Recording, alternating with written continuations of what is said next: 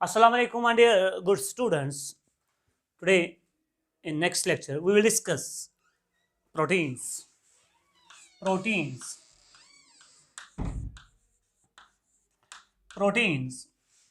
बेटा proteins है क्या? They are actually the heteropolymers. Heteropolymers. हीटेरो का मतलब है डिफरेंट, यानी heteropolymers of amino acids. Heteropolymers of amino acids. You know बेटा that कि amino acids हमारे पास 20 different types of protein amino acids होते हैं, तो उनको हम जब पॉलीमराइजेशन करते हैं, मिसाल ग्लाइसिन, वालिन, ल्यूसिन, आइसोल्यूसिन, ये आपस में मिलके प्रोटीन बनाते हैं। लेकिन इसमें एक ही प्रोटीन में एक ही किस्म के अमाइनो एसिड्स नहीं होते हैं, बल्कि different types of amino acids are present in proteins. इसीलिए इनको हम बोलते हैं heteropolymers of amino acids. Go proteins are heteropolymers of amino acids. Term protein किसने दी थी? That was coined by Berzelius. Berzelius ने टर्म क्या दी थी बेटा? बर्जीलस gave the term, we can say that is protein. वो proteins are polymers of heteropolymers of amino acids. The term was coined by what? Berzelius. ठीक है बच्चों, जो हमारे पास जो मोस्ट एबंडेंट प्रोटीन है, ये टेक्स्ट ने लिखा है मोस्ट एबंडेंट प्रोटीन इन एनिमल्स, उस प्रोटीन का नाम है कोलेजिन। कोलेजिन एक ऐसा प्रोटीन है जो सबसे ज्यादा है, मगर किस में? इन animals. in case of we can say that plants we are having, and in whole biosphere we are having another protein that is called as ribosco। ribulose लिखो बेटा, ribulose bisphosphate, carboxylase oxygenase। Ribulose bisphosphate carboxylase oxygenase, ये ऐसा एक protein है जो सबसे ज्यादा universe में है, जो बायोस्फीयर में सबसे ज्यादा है, और we can see that which is also the most abundant protein in the plants. इसका नाम क्या है बेटा? दैट उसका नाम है रिबिस्को। क्लियर बेटा? ये याद रखना बेटा। और एक चीज अगर हम देखेंगे बेटा, प्रोटीन जो होते हैं इनका अपना एक स्ट्रक्चर होता है। आपको मैंने सबसे पहले एक बात बोलूंगा बेटा कि मैंने आपको पढ़ाया एसेंशियल अमाइनो एसिड्स और मैंने आपको पढ़ाया नॉन एसेंशियल अमाइनो एसिड्स। वो अमाइनो एसिड्स जो हम अपनी बॉडी में नहीं सिंथेसाइज कर पाते हैं, उनको बोलते हैं essential amino acids. They should be present in the dietary proteins. जो हम प्रोटीन्स बाहर से खाते हैं उनमें वो जरूर होनी चाहिए, तब जाके हमारी बॉडी में इनकी कमी महसूस नहीं हो जाएगी। तो दूसरी बात ये है बेटा, अगर हम यहां देखेंगे इन तमाम प्रोटीन्स का एक अपना स्ट्रक्चर होता है। वो अगर हम बोलेंगे जो प्रोटीन्स होते हैं उनका अपना एक स्ट्रक्चर होता है। उन प्रोटीन स्ट्रक्चर जो होते हैं वो 4 किस्म के होते हैं। एक को बोलते हैं हम primary structure of the protein, दूसरे को बोलते हैं हम secondary structure of the protein, तीसरे को बोलते हैं हम tertiary structure of the protein, और चौथे को हम बोलते हैं quaternary structure of the protein. Clear? वो अगर हम बात करेंगे प्रोटीन की ही, तो अगर हम बोलेंगे प्राइमरी स्ट्रक्चर ऑफ प्रोटीन क्या होता है सर, तो आप नजर मारिए यहां बेटा, मैं यहां लिखूंगा प्रोटीन, मगर कौन सा structure? Primary structure of the protein. Primary structure of the protein. Primary structure means sequence. You know that जो प्रोटीन्स होते हैं ना, मिसाल मैं ऐसे समझाऊंगा बेटा, मानो मेरी बॉडी में प्रोटीन बनाना है, उसके लिए मुझे बाहर से अमाइनो एसिड्स खाने पड़ेंगे, और कुछ अमाइनो एसिड्स में मेरी बॉडी खुद सिंथेसाइज कर पाती है। लेकिन अंदर आप प्रोटीन बनाना है, हमें अल्लाह ताला ने एक मैकेनिज्म दिया है, डीएनए डीऑक्सीराइबो न्यूक्लिक एसिड जो होता है वहां से बनता है आरएनए, और आरएनए जब बनता है उसी से बनता है बेटा प्रोटीन। क्लियर? सिंपली प्रोटीन क्या है? ये वाला प्रोटीन जो सेल्स में बनता है ये एक्चुअली सीक्वेंस लगती है किनकी, एमिनो एसिड्स की, यानी the sequence of linear structure of this linear sequence of this amino acid जो होता है, मानो ग्लाइसिन है, वैलिन है, लूसीन है, आइसोल्यूसिन है, ट्रिप्टोफान है, फिनाइल एलनिन है, what are they are amino acids. बच्चों ये लीनियरली क्या मैंने किए हैं बेटा, अरेंज किए हैं। विद द लीनियर अरेंजमेंट या linear sequence of these amino acids जो होता है वही हमें डिटरमाइन करता है primary structure of the protein. Actually इसको सेल्स के अंदर डीएनए सीक्वेंस देता है, मगर वो मैसेज किसको देता है, आरएनए, और आरएनए बनाता है यही प्रोटीन। फिर यही आते हैं सीक्वेंस में, लीनियर सीक्वेंस में आते हैं। तो linear structure of linear sequence of this amino acids determine the primary structure of the protein. वो इस is the first structure of the protein, that is the primary structure of the protein. और यहां मैं लिखूंगा N terminal और यहां से लिखूंगा मैं सी टर्मिनल।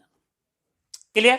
वो सिंपली आपको कोई पूछेगा the primary structure of the protein means the linear sequence of amino acids. अब दूसरी बात जो है that is the secondary structure of the protein. Well, we can say that 2-degree structure of what? Of protein. ठीक, secondary structure of protein. आप अगर देखेंगे बेटा, अगर ये थ्रेड जो है हमारे पास, मानो ये है मेरे पास कोई लीनियर स्ट्रक्चर ऑफ प्रोटीन, यानी लीनियर प्रोटीन है, ये कौन सा टर्मिनल इसका है, एन टर्मिनल, और ये कौन सा टर्मिनल है, सी टर्मिनल।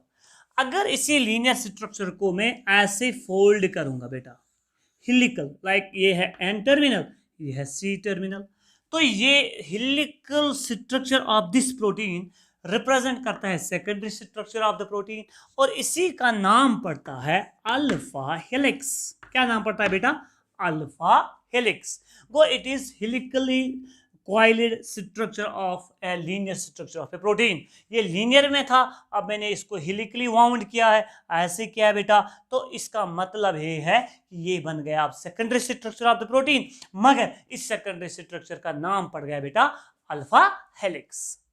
अगर मैं बोलूंगा बेटा ऐसी को लीनियर स्ट्रक्चर को मैं ऐसे स्ट्रक्चर बनाऊंगा, ऐसे लाइक दिस वे, बेटा समझने की कोशिश करना, यहाँ ऐसे में बनाऊंगा, यहाँ ऐसे बनाऊंगा लाइक दिस वे, तो ये ऐसे बनेगा, ऐसे बनेगा और ऐसे बनेगा, तो ये शीट लाइक स्ट्रक्चर बन गया है। मानो this is N terminal, this is C terminal, this is N terminal, this is C terminal, this is N terminal, यहाँ से यहाँ सी, तो ये जो यहाँ इनके दरमियान ये जो यहाँ बांड बन जाता है इस स्ट्रक्चर और इसलिए को इनके दरमियान इन प्रोटीन ये है लीनियर, मगर मैंने इनको शीट्स में कन्वर्ट किया है। ये होता है peptide bond.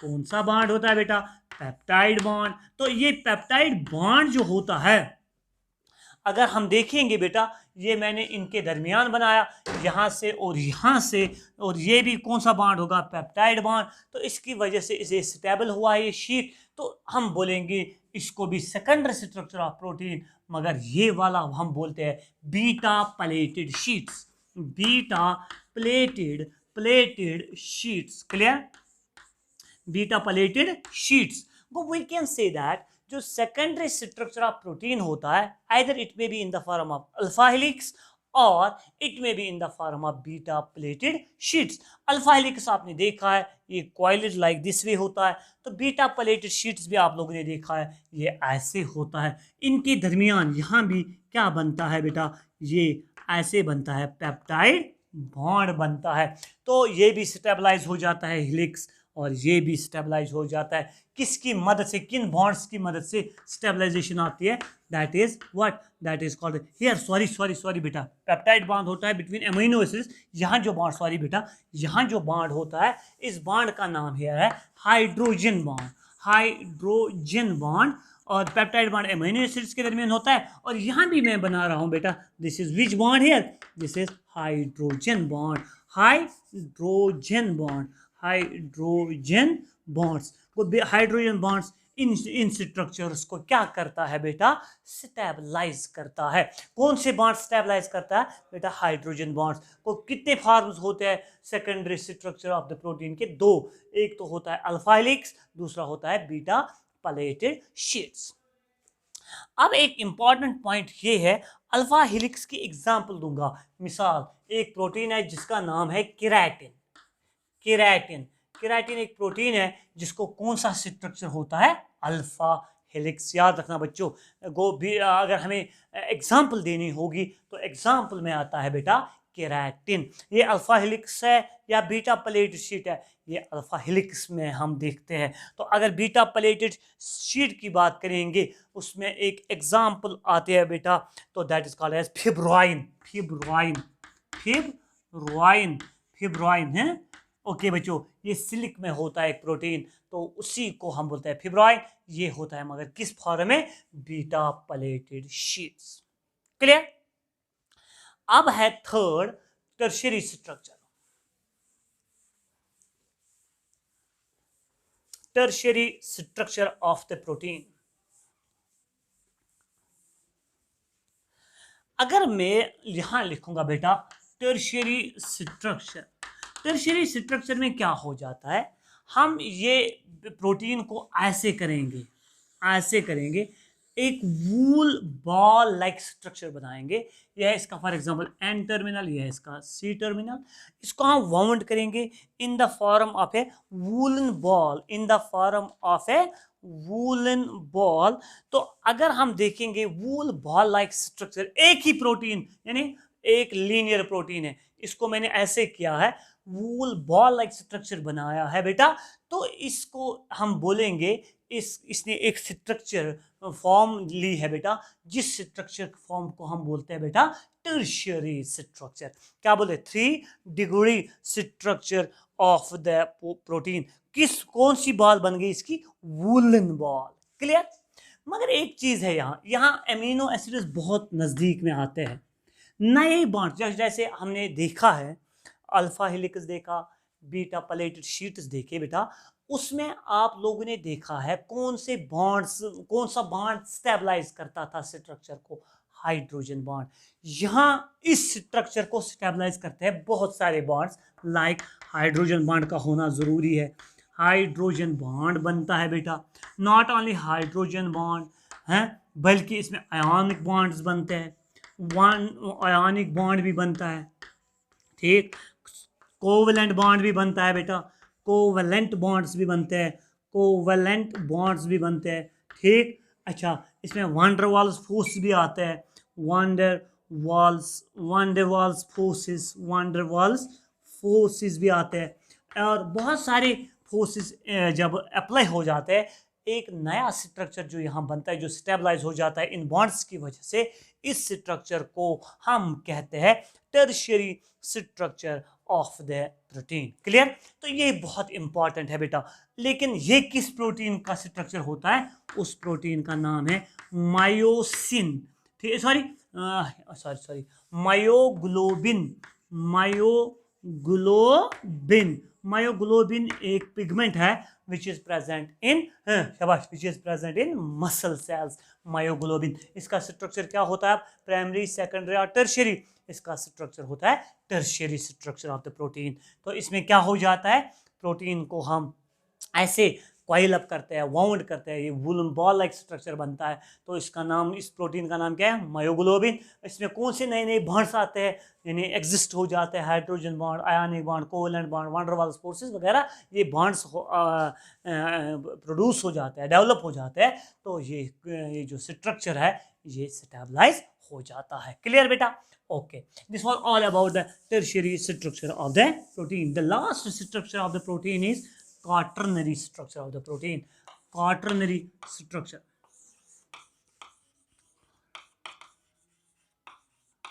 Quaternary structure of the protein.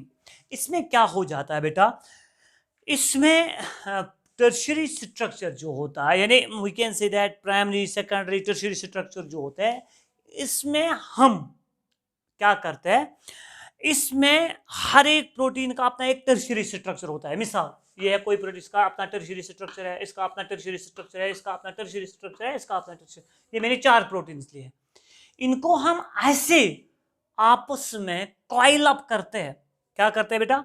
Money polypeptide chains are folded, यानी ये भी पॉलीपेप्टाइड चेन थी मगर in the form of tertiary structure, ये भी इनको हम ऐसे आपस में आप फोल्ड करते हैं। मानो ये मैंने ऐसे किया, ऐसे किया, ऐसे फोल्ड किया कि एक नया स्ट्रक्चर एग्जिस्ट हुआ है, जिस स्ट्रक्चर का नाम पड़ गया quaternary structure of the protein. Example क्या है? That is haemoglobin. हीमोग्लोबिन। बच्चों मुझे बोला आप क्या है quaternary structure? in many polypeptide chains, every polypeptide chain is having a tertiary structure, are coiled in such a manner and they form which structure? Quaternary structure. Example क्या आ गई बेटा? hemoglobin. Clear? अब क्वेश्चन है जो पिछले साल पूछा गया है, फंक्शंस ऑफ प्रोटीन्स क्या है? इसी में क्वेश्चन पिछले साल आया था। Functions of the proteins. Number one enzymes ये काम करते हैं। Proteins work as enzyme. चलो मुझे बोलो बेटा एक एंजाइम जो प्रोटीनेशियस है, जो आपने सुना होगा ट्रिप्सिन। ट्रिप्सिन पढ़ा है मैंने डाइजेस्टिव सिस्टम में। ट्रिप्सिन एक ऐसा प्रोटीन है, ऐसा एंजाइम है जिसका नेचर जरूर क्या है बेटा? दैट इज शिवाश वो है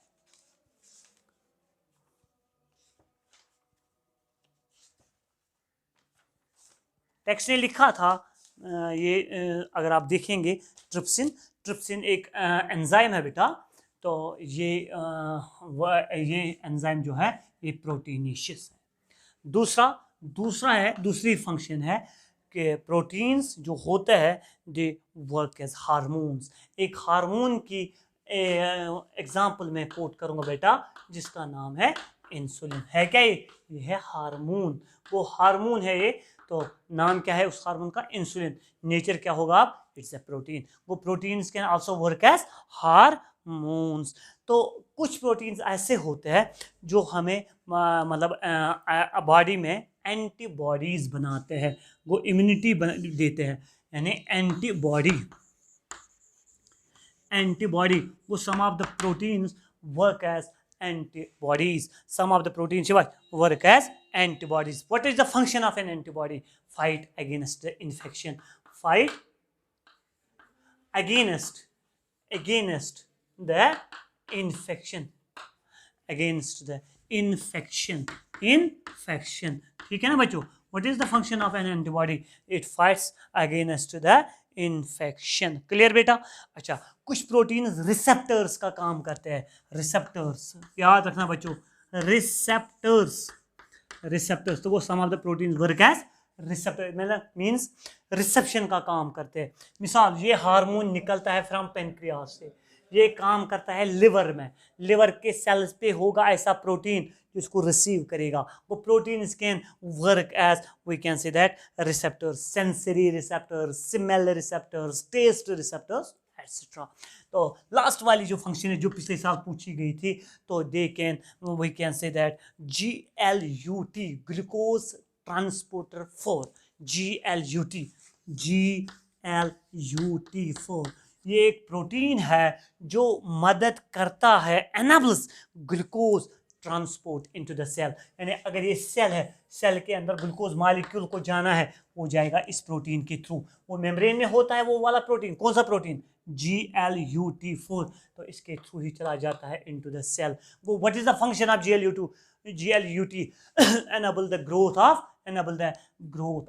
enable the we can say the transport of glucose into the cell. This is all about the proteins, amino acids. इंशाल्लाह नेक्स्ट लेक्चर में हम आज डिस्कस करेंगे कार्बोहाइड्रेट्स।